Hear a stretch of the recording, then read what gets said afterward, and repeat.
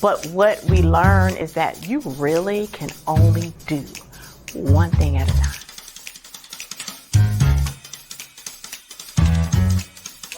I was talking to someone who was really dealing with some challenges in the workspace and helping her to realize that on the surface, it may be that this person is not operating fairly, but what we do have to understand is that you got it in this class. So we are so thankful for Dawn, thankful for her time, thankful for her effort in putting all of this together to craft something.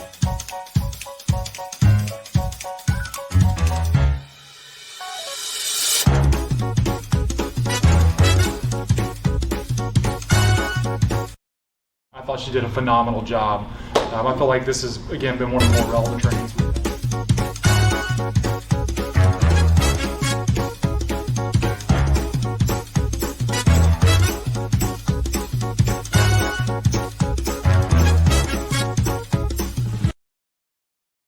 Hey, how are you? Hey, might have dated me a little bit because I think that's from What's Happening. Where, what's his name? Was it Dwayne? He used to say, hey. So anyway, I'm saying, hey. How are you guys? How are you guys and ladies?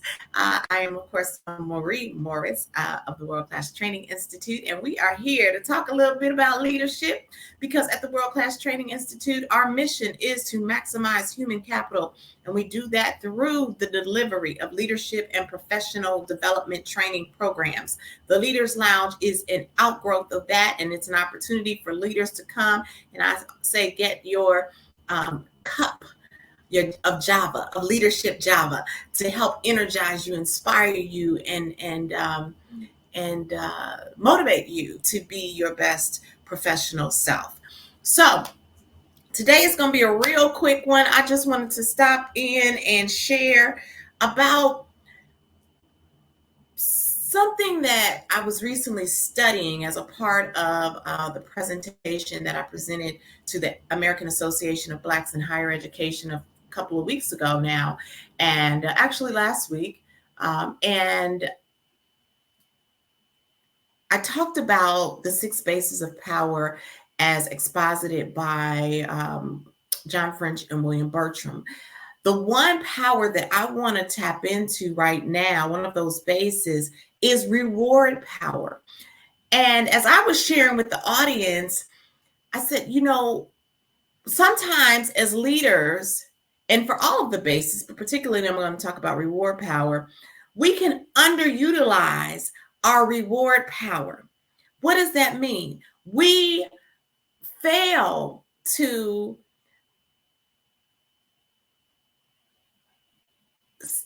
minimally say thank you to those people who are leading the charge of success in our organization. Now, this is not for everybody, but too often I've seen it happen where our emphasis is so much on the people who are not doing things well, and we want to bring them in and we have conversations with them, and we put them on reprimands, et cetera. There is a plan in place for people who don't act the way they're supposed to in an organization. I'm challenging you as leaders to put a plan in place for those people who do act the way they're supposed to in an organization, and not necessarily that they won a contest or that they have, I'm just going to use one from school, just, made perfect attendance. Maybe it's that your attitude brings light to the space. I think in school they may have called that citizenship, not sure. But it is, I saw you share insight that made us all better. I told them I was at one company and I was assistant branch manager at a bank. I had gotten hired to be the regional leadership trainer for Dick's Sporting Goods, and I was about to leave the company, the bank, and the vice president called me on one of the customer service lines, just, off off cuff, and he said, what can we do to get you to stay? Is there anything we can do to get you to stay? And I shared with them, I said, I didn't even know he liked me. Now, he had never done anything to demonstrate that he disliked me, but he had underutilized, in my opinion, his reward power, because it wasn't until he was faced with the possibility, probability, and actuality that I was leaving that he even let me know that my presence made a difference.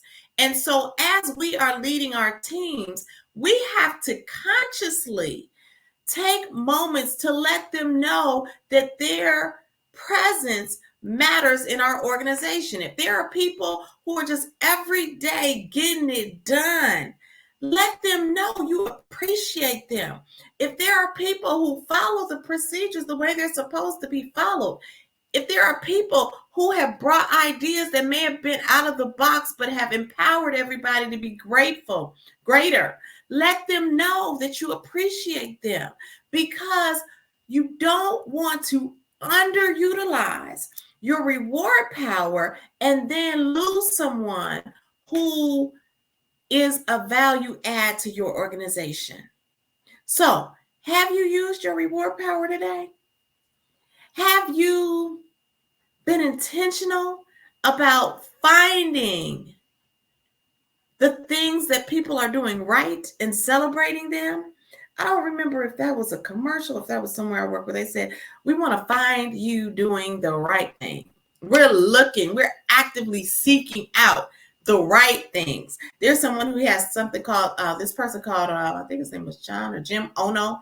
He had the Ono circle, and he was a part of Toyota, and he would go and stand in this circle or in the middle of the manufacturing floor and just look around for all of the things that he could see that needed to be fixed in an organization. I'm saying to you to have your own Ono circle that's focused on, I'm looking for things that are going right, and I want to celebrate the people on my team who are doing the right things. Because if you optimize your reward power, I didn't say overutilize it, because sometimes we can say, if you have too many thank yous or too many, hey, this is great, then that becomes the law of diminishing returns shows up for that as well. So you don't want to overutilize it, but you don't want to underutilize it either. You want to optimize your reward power and say thank you to those people who are making a difference in your organization. So I just stopped by to tell you that today, and just to share that with you. Please pass this on to someone else, and make sure that you pick up our book, Unpacking Agape, The 7 Languages of Intentional Leadership, at worldclasstraining.net/agape, worldclasstraining.net/agape. And also tap into our YouTube features on this book. We're spending a few more weeks on it. We've covered probably about 3 or 4 of the chapters so far, to give you little excerpts and share little tips for how you can utilize the information. And again, you can pick up the book at worldclasstraining.net/agape as well. Follow along with us on that. And of course, if you are interested in having leadership development training for your teams, please reach out to me at worldclasstraining.net. Go to the bottom of the screen. There's a Calendly link. You can click on that Calendly link and schedule time to meet with me, and let's talk about how we can make a difference in your organization. All right. Before today, exercise your reward power. Make sure that you use it, maximize it, and your team will be better for it. And until next time, always remember, when you are better, we're absolutely better. Take care.